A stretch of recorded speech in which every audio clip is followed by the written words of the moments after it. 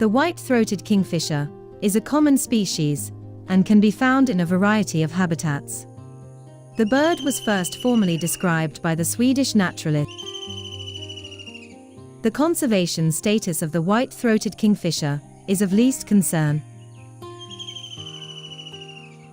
Also referred to as the white-breasted kingfisher, its distribution range stretches from the Middle East all the way up to the Philippine Islands.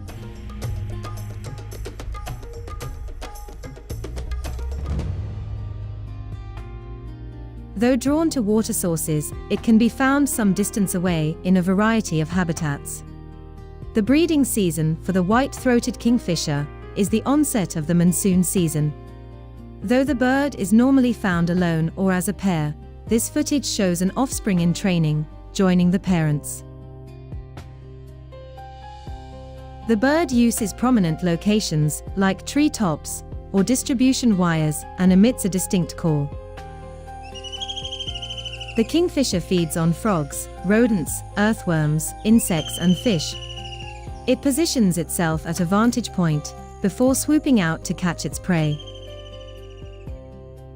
If the prey is alive, it generally hits the prey on the branch and batters it senseless before swallowing it. The white-breasted kingfisher is seen here, taking a bath in a village stream.